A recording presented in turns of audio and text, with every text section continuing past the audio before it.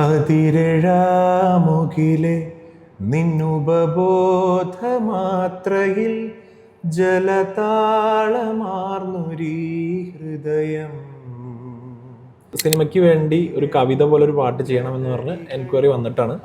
ചാരുലതയിലെ വരികളാണ്, അതിരേഴാമുകിലെ എന്ന് പറഞ്ഞ വരികളാണ് ശ്രുതി ശരണ്യം എഴുതുന്നത്. അതിനിട്ട് ഞാൻ അതിന്റെ പാട്ട് കമ്പോസ് ചെയ്ത് ഒരു വേർഷൻ ഞങ്ങൾ സെറ്റ് ചെയ്തു. എന്നിട്ട് ആ സെറ്റ് ചെയ്തതിന് ശേഷം പിന്നീട് കുറെ കഥകളുണ്ടായി. ഈ പറഞ്ഞ പോലെ ആ സിനിമ നടന്നു, സിനിമയിൽ നിന്ന് ഈ പാട്ട് മാറുകയോ അങ്ങനെയൊക്കെ ഒരു കഥകളുണ്ടായി. സീരിയസ് ആയിട്ട് പാട്ട് ചെയ്തു തുടങ്ങിയപ്പോഴാണ് നമ്മുടെ ആ ഒരു വഴി അതാണെന്നുള്ള തിരിച്ചറിവുകളിലേക്കൊക്കെ നമ്മൾ എത്തുന്നത്. കാരണം ഒരു പാട്ട് നമ്മൾ ചെയ്യുമ്പോൾ ആദ്യമൊക്കെ എന്താ, ഇപ്പൊ ഞാൻ പണ്ട് കുറെ പാട്ടുകൾ ചെയ്യുന്ന സമയത്തൊക്കെ നമ്മൾ തന്നെയാണല്ലോ അതിന്റെ ശ്രോതാവ്. അപ്പൊ ഞാൻ മാത്രമാണ് അതിന് മാർക്ക് ഇടുന്നത്. ഞാൻ കേൾക്കുന്നു, എനിക്ക് ഇഷ്ടപ്പെട്ട പാട്ടുകൾ ഞാൻ മാറ്റി വയ്ക്കുന്നു, ഇഷ്ടപ്പെടാത്ത പാട്ടുകൾ ഞാൻ വേറൊരു ഫോൾഡറിലേക്ക് മാറ്റി വയ്ക്കുന്നു. പുതുതലമുറയിൽ ഞാൻ ഏറ്റവും അധികം കേട്ട ട്രാക്ക് പ്ലേലിസ്റ്റുകൾ എന്ന് പറഞ്ഞാൽ AR റഹ്മാനും വിദ്യാസാഗറും ആയിരിക്കും. എൻ്റെ ഒരു പിടിവാശിയായിരുന്നു പാർവതി എന്ന് പറയുന്ന ആ ഒരു മുഖം അതിൽ വേണം. അവസാനം ഞാൻ പറയണേ, ഈ പാർവതിയെ ചാരുലതയായിട്ട് കാസ്റ്റ് ചെയ്യണമെങ്കിൽ മാത്രമേ ഞാൻ ഈ പാട്ട് തരുള്ളൂ എന്ന് ഞാൻ വാശിയുണ്ട്. പാട്ടിന് അനുയോജ്യമായ വിഷ്വൽ കിട്ടുക എന്ന് പറയുന്നതാണ് ഏറ്റവും ഒരു റയർ തിങ്. എനിക്ക് ഭയങ്കരമായിട്ട് അത് ഫീൽ ചെയ്യാറുണ്ട്. നമുക്ക് ഭയങ്കരമായിട്ട് പണ്ടാത്തേക്ക് നമ്മൾ മനസ്സിൽ വിചാരിച്ചിട്ടുള്ള റൊമാൻറ്റിക് പല പാട്ടുകൾ നമുക്ക് വിഷ്വൽ കണ്ടു കഴിഞ്ഞാൽ അയ്യോ, നമുക്ക് ആ പാട്ട് അർഹിക്കുന്ന വിഷ്വലല്ലാന്ന് നമുക്ക് തോന്നും. എല്ലാവരുടെ തോട്ടും കൂടി ഒരു പോയിന്റിലേക്ക് എത്തേണ്ടതുണ്ട്. അപ്പം അത് എല്ലാവരും തമ്മിൽ പാട്ട് ഞാനൊരു മ്യൂസീഷ്യൻ എന്നുള്ള നിലയിൽ മാത്രം ചിന്തിക്കുന്നു, എൻ്റെ പാട്ട് അടിപൊളിയാണെന്ന് വിചാരിക്കുന്നു. മറ്റൊരാൾ അങ്ങനെ ഒരു കോമ്പറ്റേറ്റീവ് സ്പിരിറ്റിൽ കാണുന്നതിന് പകരം നമ്മുടെ കോമ്പറ്റേറ്റീവ് സ്പിരിറ്റ് എവിടെയുണ്ട്, എല്ലാം വർക്ക് നന്നാക്കാനുള്ള ഒരു കോമ്പറ്റീഷനാണ് വേണ്ടത്. ചിരിതയുടെ ഒരു തോട്ട് പ്രോസസ്സ് മുതൽ അതിൻ്റെ ഷൂട്ട് കഴിഞ്ഞ് ഔട്ട് വരുന്നതിൻ്റെ ടോട്ടൽ ഡ്യൂറേഷൻ എന്ന് പറയുന്നത് 1.5 ദിവസമാണ്. പുലരുവോളം മിഴിവാർത്തു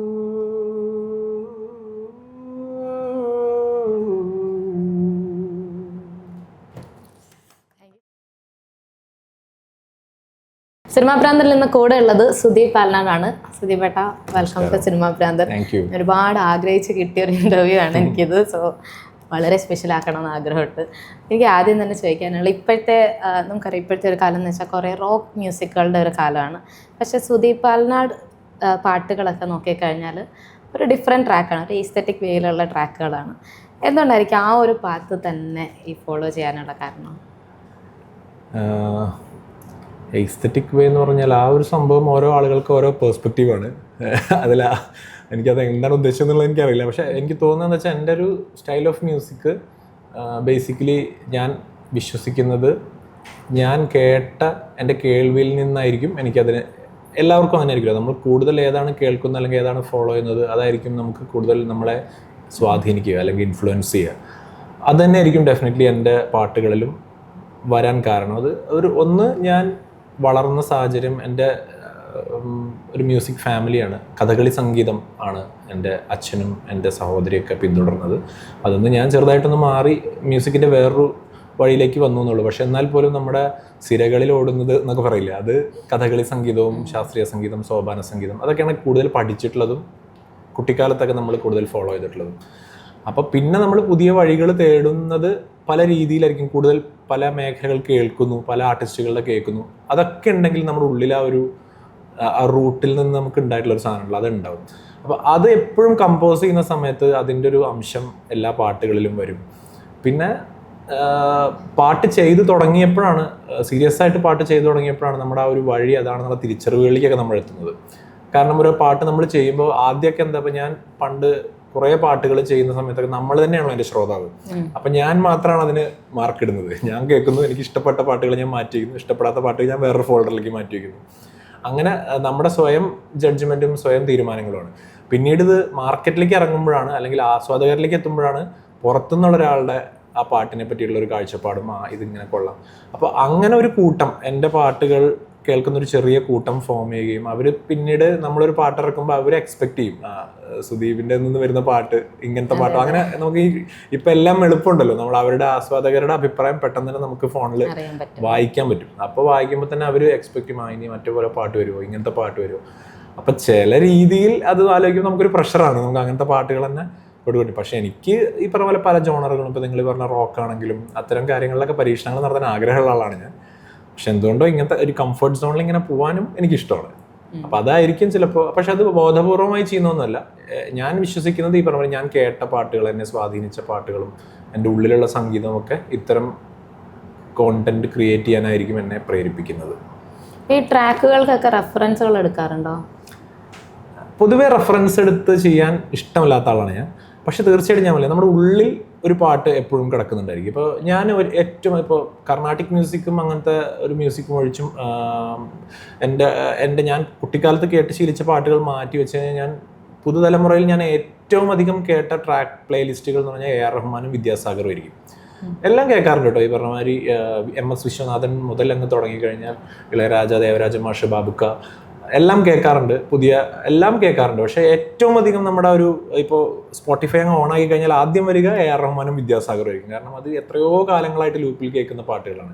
അപ്പോൾ തീർച്ചയായിട്ടും നമ്മളൊരു പാട്ട് ചെയ്യുമ്പോൾ നമ്മുടെ ഉള്ളിൽ ഇന്റേണലി ഒരു റെഫറൻസ് ഉണ്ടായിരിക്കും. അത് കാരണം നമ്മളെ സ്വാധീനിക്കുന്ന പാട്ട്. ഇപ്പം ഞാൻ ആദ്യത്തെ മൂവി ചെയ്ത സമയത്ത് എനിക്ക് ആ ഫസ്റ്റ് മൂവിയിലൊരു പാട്ടിൻ്റെ കോൺസെപ്റ്റ് ഡയറക്ടർ എന്നോട് സംസാരിച്ചപ്പോൾ നമ്മൾ മനസ്സിലെങ്ങനെ കണക്ട് ചെയ്യുക, വെള്ളൈപ്പൂക്കൾ പോലെയുള്ള ഒരു പാട്ട്, അങ്ങനെയാണ് എൻ്റെ മനസ്സിൽ കണക്ട് ആവുക. ആള് സിറ്റുവേഷൻ പറയുമ്പോൾ എൻ്റെ മനസ്സിൽ ഓടിയത് വെള്ളൈപ്പൂക്കൾ എന്ന് പറയുന്നത് AR റഹ്മാൻ്റെ സോങ് ആണ്. അപ്പം ഞാൻ ഓട്ടോമാറ്റിക്കലി എൻ്റെ ഉള്ളിലൊരു റെഫറൻസ് വരും, ആ വെള്ളൈപ്പൂക്കളിൻ്റെ ഒരു മാതൃകയിലുള്ള ഒരു പാട്ട് ക്രിയേറ്റ് ചെയ്യാം. അപ്പം ഞാനത് ക്രിയേറ്റ് ചെയ്ത് എങ്ങനെയാണെന്ന് വെച്ചാൽ വെള്ളൈപ്പൂക്കളിൽ അക്വസ്റ്റിക് ഗിറ്റാറും ഒരു ഹംസധ്വനി പോലെയുള്ള രാഗത്തിലുള്ള ഒരു മെലഡിയും ഫ്ലൂട്ടും മാത്രമാണ് ആ പാട്ടിനകത്തുള്ളത്. വളരെ സൈലൻസിന് ഇമ്പോർട്ടൻസ് കൊടുത്തൊരു പാട്ട്. ഞാനപ്പോൾ ആ സെയിം പാറ്റേൺ ആ പാട്ടിൽ ഉപയോഗിച്ചു. അക്വസ്റ്റിക് ഗിറ്റാറും വോക്കലും മാത്രമേ പാട്ടിനകത്തുള്ളൂ, ഒരു ഫ്ലൂട്ടും ഉണ്ട്. പാട്ട് ഞാൻ ഹംസധ്വനി രാഗം തന്നെ ഉപയോഗിച്ചു. അപ്പോൾ അങ്ങനെയുള്ള റെഫറൻസുകളൊക്കെ ചില പാട്ടുകൾ വരാറുണ്ട്. ചില പാട്ടുകൾ നമ്മളതൊന്നുമില്ല, ഈ ഒരു പ്ലാനും ഇല്ലാണ്ട് ചിലപ്പോൾ ഇരിക്കുമ്പോഴായിരിക്കും ഒരു പാട്ട് വരിക. അപ്പോൾ അതിന് നമുക്ക് റെഫറൻസ് ഒന്നും ഉണ്ടാവില്ല. അതെ, ഈ മുൻപൊരു ഇൻ്റർവ്യൂവിൽ പറഞ്ഞ കേട്ടായിരുന്നു അച്ഛൻ്റെ പഴയ കുറേ ട്രാക്കുകൾ എടുത്ത് മാറ്റി വെച്ചിട്ടുണ്ട്, ഒരു ഹാർഡ് ഡിസ്കിൽ ഇപ്പോഴും ഉണ്ടെന്നൊക്കെ. അതിപ്പോൾ യൂസ് ചെയ്ത് തുടങ്ങിയിട്ടുണ്ടോ? അതാണിപ്പോൾ കേട്ടോണ്ടിരിക്കുന്നതല്ല. അത് അച്ഛൻ്റെ ട്രാക്കുകളല്ല, ബേസിക്കലി അച്ഛൻ്റെ കുറേ കാസറ്റ് കളക്ഷൻ ഉണ്ടായിരുന്നു. ആ കാസറ്റ് കളക്ഷൻ അച്ഛൻ അറിയാതെ ഞാൻ എടുത്തിട്ട് അതിൻ്റെ മുകളിൽ ഞാനിങ്ങനെ, എനിക്ക് തോന്നുന്നു അന്ന് നമുക്ക് റെക്കോർഡിങ് കമ്പ്യൂട്ടർ ഇല്ല, എൻ്റെ അടുത്ത് സ്വന്തമായിട്ടൊരു കീബോർഡ് പോലും ഉണ്ടായിരുന്നില്ല. ഈ ചെറിയ ഒരു കാസിയോൻ്റെ ഒരു ചെറിയ ഇതേ ഉണ്ടായിരുന്നുള്ളൂ. അപ്പോൾ അതിൽ റെക്കോർഡിങ് ഒന്നുമില്ല, ഫീഡ് ചെയ്യാനൊന്നും പറ്റില്ല. അപ്പം അന്ന് അറിയില്ല, സ്കൂളിലൊക്കെ പഠിക്കുന്ന കാലത്ത്. അപ്പോൾ എന്താ വെച്ചാൽ എനിക്കിത്, ഞാൻ ഈ കമ്പോസ് ചെയ്യുന്ന പാട്ട് എനിക്ക് എവിടെയെങ്കിലും എടുത്തു വെക്കണമല്ലോ, അതിനൊരു മാധ്യമവും ഇല്ല, മൊബൈലും ഇല്ല. അപ്പോൾ ഇപ്പോഴൊക്കെ വെച്ചാൽ പെട്ടെന്ന് ഇപ്പോൾ നമ്മൾ ഇറങ്ങുന്ന വഴിക്ക് ഒരു ട്യൂൺ കേൾക്കാൻ എനിക്ക് ജസ്റ്റ് റെക്കോർഡ് ചെയ്ത് വെക്കെങ്കിലും ചെയ്യാം. അന്ന് അതും പറ്റില്ലല്ലോ. അപ്പോൾ എന്താ വെച്ചാൽ അച്ഛൻ്റെ പഴയ കഥകളിപ്പത്തിൻ്റെയും കർണാട്ടിക് മ്യൂസിക്കിൻ്റെ ഒക്കെ കളക്ഷൻസ് ഉണ്ട്. ആ കാസറ്റ് പതുക്കെ ചൂണ്ടും, എന്നിട്ട് നമ്മളതിൽ റെക്കോർഡ് അമർത്തിയിട്ട് ഇങ്ങനെ കീബോർഡിൽ എന്തെങ്കിലും സാപ്പാസൊക്കെ വെച്ചിട്ട് ആ ട്യൂൺ റെക്കോർഡ് ചെയ്ത് വെക്കും. അങ്ങനെ കുറേ കാസറ്റ് കളക്ഷൻസ് ഉണ്ട്. 10-65 പാട്ടുകൾ അത് തന്നെ ഉണ്ട്. പിന്നീട് അച്ഛൻ കമ്പ്യൂട്ടറൊക്കെ വാങ്ങി തന്നപ്പോൾ പിന്നെ അതിനേക്കായി റെക്കോർഡിങ്. അങ്ങനെ ഉള്ള പാട്ടുകളൊക്കെ തന്നെയാണ് നമ്മളിപ്പോൾ കേൾക്കുന്ന പല പാട്ടുകളും. സത്യസന്ധമായിട്ട് പറഞ്ഞാൽ ഇപ്പോൾ കഴിഞ്ഞ കുറച്ച് കാലങ്ങളായിട്ട് ഞാൻ പാട്ടൊന്നും കമ്പോസ് ചെയ്യാറില്ല. പഴയ കളക്ഷൻസ് എടുത്ത് ഇങ്ങനെ ഇറക്കുകയാണ് ചെയ്യുന്നത്. അതിന്റെ ഒരു മോഡിഫൈഡ് വേർഷൻ ആണ്. അത് വെച്ചാൽ ഇപ്പോൾ ഒരു ഡയറക്ടർ നമ്മുടെ അടുത്ത് വരുമ്പോൾ ഞാൻ ആദ്യം ഞാൻ കുറച്ച് ട്രാക്സ് അങ്ങ് കേൾപ്പിക്കും. ഇതിൽ നിങ്ങൾക്ക് പറ്റുന്ന ഏതെങ്കിലും ഉണ്ടോ. ഇപ്പം ഞാൻ റീസെൻ്റ്ലി ചെയ്തുകൊണ്ടിരിക്കുന്ന ഒരു മൂവിക്ക് തന്നെ ഞാൻ എൻ്റെ ഒരു ഹാർഡ് ഡിസ്കിനകത്ത് കുറേ വളരെയധികം നമ്പർ ഓഫ് സോങ്സ് ഉള്ള ഒരു ഹാർഡ് ഡിസ്ക് ഉണ്ട്, മുമ്പ് കമ്പോസ് ചെയ്ത്. അത് ഞാൻ ആൾക്ക് കൊടുത്തു. അപ്പോൾ ആൾ എന്നിട്ട് അതിനകത്ത് നിന്ന് ഒരു 8 പാട്ട് ഒരു ഫോൾഡറാക്കി ചൂസ് ചെയ്തിട്ട് എന്നോട് പറഞ്ഞു, ഈ 8 പാട്ട് നമുക്ക് മൂവിക്ക് എടുക്കാം. അപ്പോൾ പിന്നെ നമുക്ക് ഓൾറെഡി പാട്ട് സെറ്റ് ആയല്ലോ, ഇനി അതിൻ്റെ അടുത്ത ആ സിനിമയ്ക്ക് അനുസരിച്ച് അതിനെ മാറ്റിയാൽ മതി. അങ്ങനെ അത് ഒരു എൻ്റെ കയ്യിലുള്ള ഏറ്റവും വലിയൊരു ഇൻവെസ്റ്റ്മെന്റ് അതാണ്. കാരണം കഴിഞ്ഞ കുറേ കാലങ്ങളായിട്ട് ചെയ്തു വെച്ച പാട്ടുകൾ. പിന്നെ ഒരു പാട്ട് കേൾക്കണം എന്ന് എനിക്ക് ആഗ്രഹമുണ്ട്. ഏത് പാട്ടാ? ഞാൻ ശരിക്കും പറഞ്ഞാൽ ഞാൻ സുദീപ് പാലനാട് എന്ന് പറയുന്ന ആളെ ഞാൻ അറിഞ്ഞു തുടങ്ങിയതും ഞാൻ പാട്ടുകൾ കേട്ട് തുടങ്ങിയതും ഞാൻ ചാരുലതയിൽ നിന്നാണ് സ്റ്റാർട്ട് ചെയ്തത്. അത് ഒരു 5 years ബാക്ക് എൻ്റെ ഒരു ഫ്രണ്ട്, ലൈക്ക് എൻ്റെ ഒരു കൊളീഗ് എന്നെ ഇങ്ങനെ, ഞങ്ങൾ ഓഫീസിലിരുന്ന് തന്നെ എന്നെ ഇങ്ങനെ കേൾപ്പിച്ചു. അപ്പം എനിക്ക് കണ്ടു കഴിഞ്ഞപ്പം പാട്ട് കണ്ടു കേട്ടു, അവിടെ അഡിക്ഷനായി. ഇപ്പോഴും എൻ്റെ ലൂപ്പിലുള്ള ഒരു സോങ് ആണ് ചാരുലത. അവിടെ നിന്നാണ് ഞാൻ ബാക്കി പാട്ടുകളും എല്ലാം പിന്നെ കേട്ട് തുടങ്ങിയതല്ല. എനിക്ക് അത് കേട്ട് തന്നെ തുടങ്ങിയാൽ കൊള്ളാം.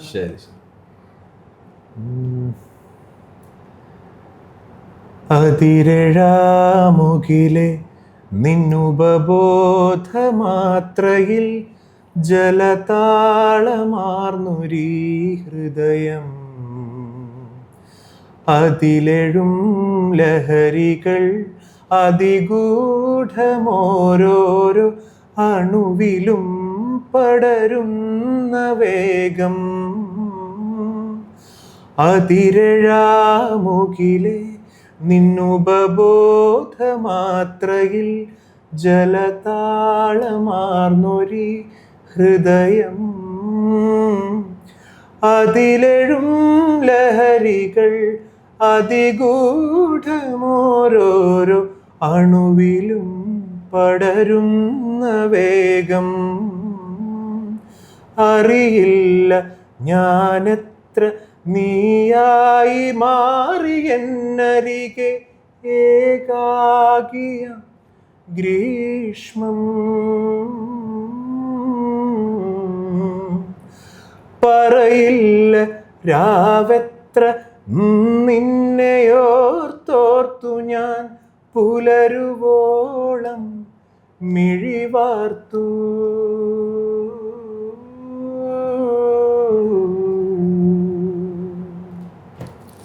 Thank you so much. നേരിട്ട് കേൾക്കണമെന്ന് കുറേ ആഗ്രഹിച്ചിട്ട് ഒരു വർഷമെടുത്ത് ഇപ്പോഴാണ് കേൾക്കാൻ പറ്റിയത്. Thank you so much. അപ്പോൾ ഈ ചാരുലതയെ പറ്റി തന്നെ എനിക്ക് ചോദിക്കാനുണ്ട്. സിനിമയ്ക്ക് വേണ്ടി കമ്പോസ് ചെയ്ത സോങ് ആയിരുന്നു, പിന്നെ ഇൻഡിപെൻഡൻ്റ് ആയിട്ട് ഇറക്കി.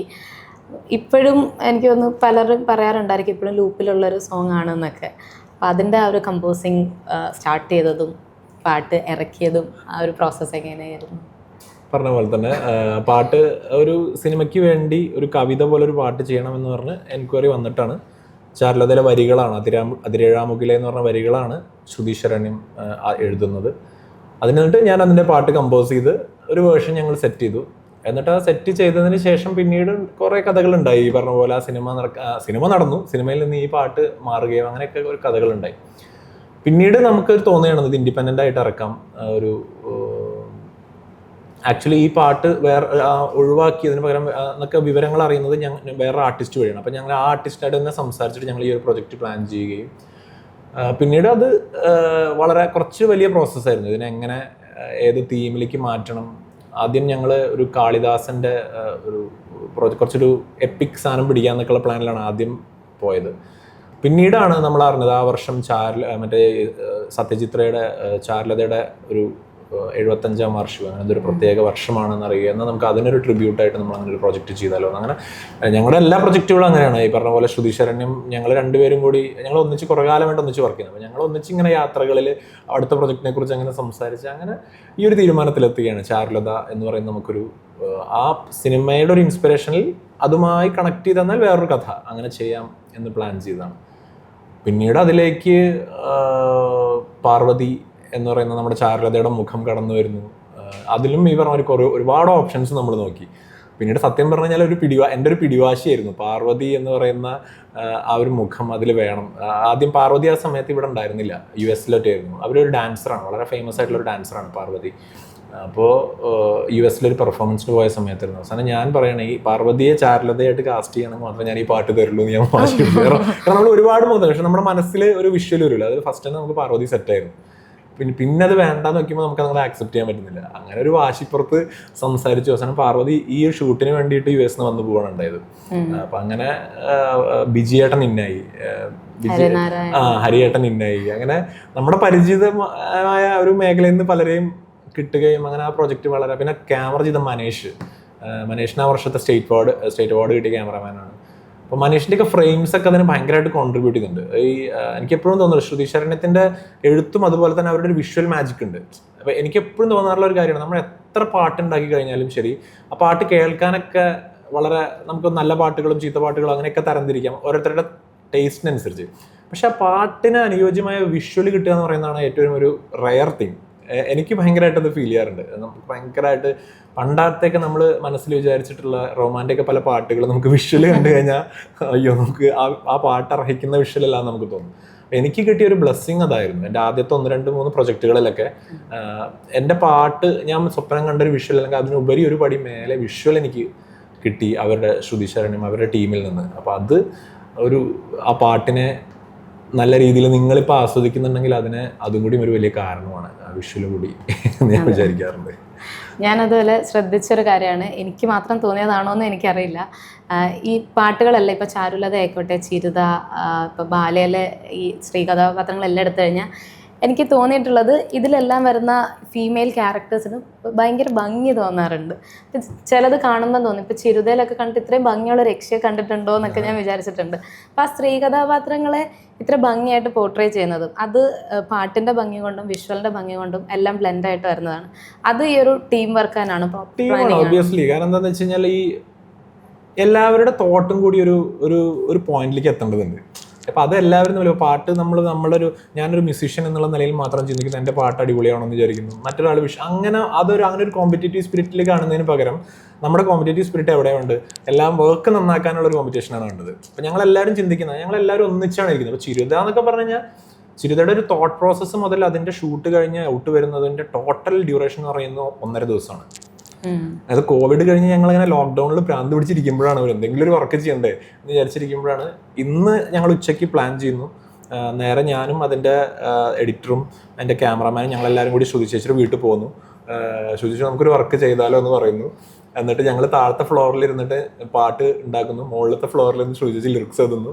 പിറ്റേ ദിവസം രാവിലെ 6 മണിക്ക് നമ്മൾ അന്ന് വൈകുന്നേരം പോയിട്ട് ഈ ചിരുതയിൽ അഭിനയിച്ച രമ്യനെ നമ്മൾ പാലക്കാട് പോയിട്ട് വണ്ടിയിൽ പിക്ക് ചെയ്തുകൊണ്ടിരുന്നു. പിറ്റേ ദിവസം രാവിലെ ഏർലി മോർണിംഗ് ഷൂട്ട് ചെയ്യുന്നു, വൈകുന്നേരം ആകുമ്പോഴേക്കും പ്രൊജക്ട് കഴിഞ്ഞു. ഒരു ദിവസം കൊണ്ട് ഷൂട്ട് ചെയ്തല്ലേ? എല്ലാം പ്ലാനിങ് അടക്കം. നമ്മളൊരു പ്രൊജക്ട് ചെയ്താലോ എന്ന് ആലോചിച്ച് അതിന്റെ വരി എഴുതുന്നു, പാട്ട് എഴുതുന്നു. അത് ഷൂട്ട് ചെയ്യുന്ന സമയത്ത് പാട്ട് റെഡി ചെയ്യണ്ടായിരുന്നില്ല. എൻ്റെ ഫോണിൽ വാട്സപ്പിലൊരു നാനൊരു ട്യൂണുണ്ട്, ശ്രുതി ചേച്ചിയുടെ ഫോണിൽ അതിന്റെ ലിറിക്സും ഉണ്ട്. അത് വെച്ചിട്ടാണ് ഞങ്ങൾ ഷൂട്ട് ചെയ്യുന്നത്. അപ്പോൾ ഒരു പ്ലാനും ഇല്ലാണ്ട് ചെയ്തൊരു വർക്കാണ്. രമ്യനെ വിളിച്ചപ്പോൾ രമ്യ വന്നു. പിന്നെ അതുപോലെ അതിൽ ലാസ്റ്റ് ആര്യനാണ് അതിൽ ലാസ്റ്റ് ഒരു സീൻ അഭിനയിച്ചത്. ആര്യൻ ആ സമയത്ത് എന്തോ ഒരു സർജറി ഒക്കെ കഴിഞ്ഞിട്ട് ജസ്റ്റ് ഹോസ്പിറ്റലിൽ നിന്ന് ഡിസ്ചാർജ് ആയിട്ട് നടക്കാൻ പോലും ബുദ്ധിമുട്ടുള്ള സമയമായിരുന്നു. ആ സമയത്ത് ആര്യനോട് വരാൻ പറയുന്നു, ആര്യൻ വന്നു. അങ്ങനെ ഒരു ഫ്രണ്ട്സ് എല്ലാവരും കൂടി ഒന്നിച്ചൊരു ഗ്യാതറിങ് പോലെ, ഗെറ്റ് ടുഗദർ പോലെ നമ്മൾ ആ പ്രൊജക്റ്റിനെ കണ്ടിട്ടുള്ളൂ. എല്ലാ പ്രൊജക്റ്റും അങ്ങനെയാണ്. എല്ലാവരും നമ്മുടെ സുഹൃത്തുക്കൾ ആ ഒരു പ്രൊജക്റ്റിന് വേണ്ടി നമ്മൾ ചിലതിന് ഒരുപാട് സമയം എടുക്കും, ചിലത് ചെറിയ സമയം എടുക്കും. അതിന് സമയമല്ല, എല്ലാവരുടെയും ആ ഒരു അതിനോടുള്ളൊരു താല്പര്യവും ആ ഒരു ഇഷ്ടമൊക്കെയാണ് എനിക്ക് തോന്നുന്നത് ആ പ്രൊജക്റ്റിനെ അങ്ങനെ ആക്കുന്നത്. അപ്പോൾ ഈ ലുക്സിന്റെ കാര്യത്തിലൊക്കെ അങ്ങനെയാണ് എനിക്ക് തോന്നുന്നത്. അതൊക്കെ ശ്രുതി ചേച്ചിയുടെ ഒരു ഉള്ളിലുള്ള ഒരു നിർബന്ധമാണ്. ഈ ആ എസ്തെറ്റിക്, അത് കോസ്റ്റ്യൂമിലാണെങ്കിലും ശരി, ആർട്ടിലാണെങ്കിലൊക്കെ ശരി, ഒക്കെ മിനിമലാണ്. നമ്മൾ അതിന് വേണ്ടി ഒരുപാട് കാശോ അല്ലെങ്കിൽ അതിന് വേണ്ടി ഒരുപാട് എഫർട്ടൊന്നും എടുക്കുന്നില്ല. പക്ഷെ ഉള്ള റിസോഴ്സ് വെച്ച് എങ്ങനെ അതിനെ നന്നാക്കി കൊണ്ടുവരാമെന്ന് അതൊക്കെ അവരുടെ, എനിക്ക് തോന്നുന്നു അവരുടെ ഒരു ഏരിയ ആണത്. എനിക്കതിനെ എല്ലാവരും നമ്മളൊക്കെ അത് ഒന്നിച്ച് ഗ്രൂപ്പായിട്ട് ഡിസ്കസ് ചെയ്യാറുണ്ടെങ്കിലും അതിൽ ചില ആളുകളെ നമ്മൾ വിശ്വസിക്കുക, അല്ലെങ്കിൽ അവർക്ക് അതിൻ്റെ അതോറിറ്റി കൊടുക്കുക എന്നുള്ളതാണ് ഞങ്ങൾ എപ്പോഴും ചെയ്യാറ്. അതിൽ ഇടപെടും, തല്ലൊക്കെ ഉണ്ടാവും, അടിയൊക്കെ ഉണ്ടാവും. എന്നാൽ പോലും ഇപ്പൊ ചിരുതയെ പറ്റി പറഞ്ഞുകൊണ്ട് തന്നെ ആ ഒരു പാട്ടും കൂടെ ഒന്ന് കേൾക്കാൻ പറ്റുമോ? കണ്ണിലേ മനത്തെ കറെല്ലാം ഓമനെ മായണ് മാരിയായി മറണ്, ഉള്ളിലെ വേരെല്ലാം കടുകീളിർക്കണ്, നെഞ്ചിലോരാഴി ചൂരത്തണ്, നിന്നിലെ പാതിയും എന്നിലെ പാതിയും ഇന്നൊരേ പാതയിൽ ചേരണ, നമ്മളാം പ്രാണനീതിക്ക് നീറയണ്, നാം ഒരേ ചോര മണക്കണ്. ഇത് എനിക്ക് ചിന്തിക്കാൻ പറ്റില്ല, ഒരു ദിവസം കൊണ്ട് ഇതിന്റെ ലിറിക്സ് എഴുതി എങ്ങനെ ഇതെല്ലാം സെറ്റ് ചെയ്തെന്നുള്ളത്. അത് ഞാൻ പറഞ്ഞേ, ഈ ശ്രുതീശ്വരനെ ചില സമയത്ത് അങ്ങനെയാണ്. ഞങ്ങൾ തമ്മിൽ പല സമയത്തും അടികൂടുമ്പോൾ അങ്ങനെയാണ്. ചില സമയത്ത് നമ്മൾ എപ്പോൾ പറഞ്ഞാലും വരി എഴുത്തില്ല. അത് എനിക്ക് തോന്നുന്നത് ഭയങ്കര ക്രിയേറ്റീവ് ആയിട്ടുള്ള ആർട്ടിസ്റ്റുകളുടെ ഒരു പ്രശ്നമാണ്. ചില സമയത്ത് ഇത് വളരെ അൺപ്രഡിക്റ്റബിൾ ആണ്, സ്പോണ്ടേനിയസ് ആയിട്ട്. ഇത് എത്ര പെട്ടെന്ന് അറിയും ഈ വരി എഴുതിയത്. നിന്നിലെ പാതിയും എന്നിലെ പാതിയും, അതൊക്കെ ഭയങ്കര ശരിക്കും അതിലൊരു ഹുക്ക് ലൈനായി മാറി. പക്ഷെ ചില സമയത്ത് ഈ പറഞ്ഞ പോലെ നമ്മൾ എത്ര തല്ലുകൂടി കഴിഞ്ഞാലും നമുക്ക് കൺവിൻസിങ് ആയിട്ടുള്ള വരി കിട്ടില്ല, തിരിച്ചും കിട്ടും. ബാലെ ഞാൻ എപ്പോഴും പറയും, ബാലെ 32 വേർഷനായിട്ട് ഞാൻ മ്യൂസിക് 32ാമത്തെ വേർഷനാണ് നമ്മൾ ഫൈനലൈസ് ചെയ്ത്. അങ്ങോട്ടും ഇങ്ങോട്ടും അങ്ങനെയൊക്കെ തന്നെയാണ്, ഓരോ വർക്ക് ഓരോ പോലെ. ഇപ്പൊ പുതിയ വിശേഷമുണ്ട്, സിനിമ വീണ്ടും അഞ്ജലി മേനന്റെ ബാക്ക് സ്റ്റേജ് എന്ന മൂവിയിൽ വർക്ക് ചെയ്തായിരുന്നു. സോ അതിലേക്കുള്ള അഞ്ജലി മേനോനായിട്ടുള്ള ആ ഒരു കൊളാബറേഷൻ എങ്ങനെയായിരുന്നു? ഞാൻ വിശ്വസിക്കുന്നത് അഞ്ജലി എന്നെ വിളിച്ചത് ബാലെ കണ്ടിട്ടാണ്. എനിക്ക് ചില സമയത്ത് മെസ്സേജ് ചെയ്തിട്ടൊക്കെ പറഞ്ഞിട്ടുണ്ട്, ബാലെ എപ്പോഴും ലൂപ്പിൽ കേൾക്കാറുണ്ട്, ഭയങ്കര ഇഷ്ടമാണെന്നൊക്കെ പറയാറുണ്ട്. എനിക്ക് തോന്നുന്നു അതായിരിക്കും. കാരണം ബാക്ക് സ്റ്റേജ് കണ്ടിരുന്നോ? ബാക്ക് സ്റ്റേജ് ഒരു ഡാൻസ് റിലേറ്റഡ് ആയിട്ടുള്ള ഒരു ക്ലാസിക്കൽ ഡാൻസേഴ്സിൻ്റെ ഒരു സ്റ്റോറിയാണ്, ബാക്ക് സ്റ്റേജിൽ നടക്കുന്ന ഒരു സ്റ്റോറിയാണ്. അപ്പോൾ മേ ബി ബാലെ തന്നെ ആയിരിക്കും ഞാൻ വിശ്വസിക്കുന്നത്. ബാലെ നമ്മൾ ചെയ്തതും അങ്ങനെ ഒരു ഡാൻസ് റിലേറ്റഡ് ആയിട്ടുള്ള ഒരു പ്രോജക്റ്റ് ആയിട്ടാണ്. അപ്പോൾ അതായിരിക്കും എന്നെ വിളിച്ചത്. ഭയങ്കര ഒരു തികച്ചും ഫ്രീ ആയിട്ട് വളരെ രസമായിട്ട് ചെയ്തൊരു പ്രോജക്റ്റാണ്. കാരണം എനിക്ക് അങ്ങനെ വലിയൊരു ഇതെങ്ങനെ ചെയ്യണം അങ്ങനെ ചെയ്യണം എന്നൊന്നും എന്നോട് പറഞ്ഞിട്ടുണ്ടായിരുന്നില്ല. ജസ്റ്റ് ഈ പ്രോജക്റ്റ് വീഡിയോ അയച്ചു തന്നു. എന്നിട്ട് വീഡിയോ അയച്ചു തന്നിട്ട് അതിൻ്റെ ഇടയിൽ ഞാൻ ഷൂട്ടിങ്ങിൻ്റെ സമയത്ത് ഒരു തവണ കോഴിക്കോട് ലൊക്കേഷനിൽ പോയിരുന്നു. അപ്പോൾ ലൊക്കേഷനിൽ പോയ സമയത്ത് ഏതാണ്ട് ഇതിൻ്റെ ഒരു ഐഡിയ ഒക്കെ എനിക്ക് പറഞ്ഞു തന്നിട്ടുണ്ടായിരുന്നു. ഞാൻ കുറച്ച് ഷൂട്ടിങ്ങൊക്കെ കണ്ടിട്ടുണ്ടായിരുന്നു. പിന്നീട് ഫൈനൽ എഡിറ്റൊക്കെ കഴിഞ്ഞതിന് ശേഷം എനിക്ക് ഫയൽ അയച്ചു തന്നു, സുദീപ് വർക്ക് ചെയ്ത് തുടങ്ങിക്കോളൂ പറഞ്ഞു. അപ്പം എന്നോട് ആദ്യം പറഞ്ഞത്, ഞാൻ ആദ്യം എനിക്ക് വിചാരിച്ചിട്ടുണ്ടായിരുന്നത് ആള് കൃത്യമായിട്ട് എനിക്കൊരു ഐഡിയ ഒക്കെ പറഞ്ഞ് തന്നെ കൃത്യമായി ഒരു പാറ്റേണിലേക്ക് ഡയറക്റ്റ് ചെയ്ത് അങ്ങനെ കൊണ്ടുവരുന്നത്. പക്ഷേ എനിക്ക് എന്നോട് പറഞ്ഞത് എന്താണെന്ന് വെച്ച് കഴിഞ്ഞാൽ സുദീപിൻ്റെ ഇഷ്ടത്തിൽ വർക്ക് ചെയ്തോളൂ, എന്നിട്ട് വർക്ക് ചെയ്തിട്ട് ഞാൻ പിന്നെ അതിൻ്റെ മുകളിൽ അഭിപ്രായം പറയാമെന്നാണ് പറഞ്ഞു. അങ്ങനെ ഞാൻ ത്രൂ ഔട്ട് വർക്ക് ചെയ്ത് കഴിഞ്ഞ് ഫുൾ കുറച്ച് തീമുകൾ മാത്രം വർക്ക് ചെയ്ത് കൊടുത്തു. അപ്പോൾ അതിൽ ചെറിയ ചെറിയ അഭിപ്രായങ്ങളൊക്കെ ചേഞ്ചസ് ഒക്കെ പറഞ്ഞു, അത് ചെയ്തു. അങ്ങനെ ഏതാണ്ട് ഫൈനൽ ലോക്ക് ചെയ്തത് വരെ വലിയ മാറ്റങ്ങളൊന്നും ഇല്ലാണ്ട് നമ്മൾ ചെയ്തത്. പിന്നീട് ഒരു റീ എഡിറ്റ് വന്നതിന് ശേഷമാണ് അതിനകത്ത് കുറച്ച് മാറ്റങ്ങളൊക്കെ വരുത്തി രണ്ടാമത് വർക്ക് ചെയ്തു. പൊതുവേ ഭയങ്കര കംഫർട്ടബിൾ ആയിരുന്നു എനിക്ക് അഞ്ജലിയുടെ കൂടെ വർക്ക് ചെയ്യാൻ. വിഷ്വലും അതെ നല്ല രസമായിട്ട്, ഈ സെയിം ചാരുലതയുടെ ക്യാമറ ചെയ്ത മനീഷാണ് അതിൻ്റെ ക്യാമറ ചെയ്തേക്കുന്നത്. നല്ല രസമുള്ള പ്രൊജക്റ്റ് ആയിരുന്നു. ഇത് ശരിക്കും ഈ ട്രാക്ക് ചെയ്യുമ്പം എന്തെങ്കിലും റെഫറൻസുകൾ ഇവർ ടീം തന്നെ തരുന്നതാണോ അതോ സ്വന്തമായിട്ടൊരു സോങ് കമ്പോസ് ചെയ്യുന്നതാണോ? ഏതാണ് കുറച്ചുകൂടെ ഈസി ആയിട്ട് തോന്നുന്നത്? രണ്ട് രീതി, അത് ഓരോ ഡയറക്ടർമാരുടെ കൂടെ വർക്ക് ചെയ്യുന്നതിനനുസരിച്ചിരിക്കും. ഇപ്പോൾ ചില ഡയറക്ടർമാർക്ക് ഇപ്പോൾ അവർ കൃത്യമായി അവർക്ക് അതിനെക്കുറിച്ചൊരു ധാരണ ഉണ്ടെന്നുണ്ടെങ്കിൽ നമുക്കൊരു പ്രശ്നമില്ല. നമുക്കത് പറയുമ്പോൾ കൃത്യമായിട്ട് മനസ്സിലാവാം, എനിക്ക് ഇന്നൊരു ജോണർ ഓഫ് മ്യൂസിക്കാണ് വേണ്ടത്. ഇനി ജോണർ പറയാൻ അറിയില്ലെങ്കിലും പോപ്പ് റോക്ക് ഒന്നും പറയാൻ അറിയില്ലെങ്കിലും കുഴപ്പമില്ല, എനിക്കിവിടെ എൻ്റെ സാധനമാണ്, നമുക്കത് കറക്റ്റായിട്ട് മനസ്സിലാവും. അത് ആ ഡയറക്ടറും നമ്മൾ തമ്മിലുള്ളൊരു ഇതുമാണ് കേട്ടോ, നമ്മൾ തമ്മിലൊരു വേവ് ലെങ്ത് സെറ്റ് ആവണം, അതൊക്കെയാണ് അതിൽ ഇമ്പോർട്ടൻറ്റ്. ചില ആളുകൾക്ക് അങ്ങനെ കമ്മ്യൂണിക്കേറ്റ് ചെയ്ത് നമ്മളെ മനസ്സിലാക്കാനുള്ള ബുദ്ധിമുട്ടുണ്ടായിരിക്കും, അല്ലെങ്കിൽ നമുക്ക് അവർ പറയണത് മനസ്സിലാവാനുള്ള ബുദ്ധിമുട്ടായിരിക്കും. അങ്ങനത്തെ സ്റ്റേജസിൽ മാത്രം ഒരു റെഫറൻസ് എന്നിട്ട് നമ്മൾ ചോദിക്കും, അത് നിങ്ങൾ ഉദ്ദേശിക്കുന്ന രീതിയിലുള്ളൊരു ട്രാക്ക് എനിക്കൊന്ന് അയച്ചു തരും. അപ്പോൾ നമുക്കത് കേൾക്കുമ്പോൾ ചിലപ്പോൾ കിട്ടും ഇയാൾ ഇതാണ് ഉദ്ദേശിക്കുന്നത് എന്നുള്ളത്. രണ്ട് രീതിയിലും വർക്ക് ചെയ്യാറുണ്ട്. എനിക്ക് ആകെയുള്ളൊരു ഇതെന്താണെന്ന് വെച്ച് കഴിഞ്ഞാൽ, റെഫറൻസ് തരുമ്പോൾ ഞാൻ കുറച്ച് ലിമിറ്റഡ് ആവണ പോലെ എനിക്ക് തോന്നാറുണ്ട്. കാരണം നമ്മൾ റെഫറൻസ് തരുന്ന സാധനം നമ്മൾ ചിലപ്പോൾ 2-3 തവണയൊക്കെ കേട്ട് കഴിഞ്ഞാൽ പിന്നെ നമ്മൾ അതിലേക്ക് അങ്ങ് വീഴും. പിന്നെ നമുക്ക് അതിൽ നിന്ന് പോന്നിട്ട് വല്ലാണ്ട് നമുക്ക് നമ്മുടേതായിട്ടുള്ളൊരു ലിബറലായിട്ട് ചിന്തിക്കാൻ പറ്റില്ല എന്നൊരു തോന്നല്. എനിക്ക് പൊതുവെ റെഫറൻസ് ഇല്ലാണ്ട് വർക്ക് ചെയ്യാനാണ് ഇഷ്ടം. എന്നിട്ട് നമ്മൾ ചെയ്തത് ഇഷ്ടമായില്ലെങ്കിൽ നമുക്ക് വീണ്ടും റീവർക്ക് ചെയ്യാൻ എനിക്കൊരു പ്രശ്നമില്ല, എത്ര വേണമെങ്കിൽ റീവർക്ക് ചെയ്ത് കൊടുക്കാം. പക്ഷേ റെഫറൻസ് തരുന്ന അവരുടെ ഐഡിയ എന്താണെന്ന് മനസ്സിലാവാൻ അത് നല്ലതാണ്. പക്ഷെ റെഫറൻസ് തന്നിട്ട് അതുപോലെ തന്നെ വർക്ക് ചെയ്യണം എന്ന് പറയുമ്പോൾ ആർട്ടിസ്റ്റ് കുറച്ചും കൂടി റെസ്ട്രിക്റ്റഡ് ആവുന്ന പോലെയാണ് എനിക്ക് തോന്നാറ്. ഞാൻ അതിന് അഗെയിൻസ്റ്റാണ്.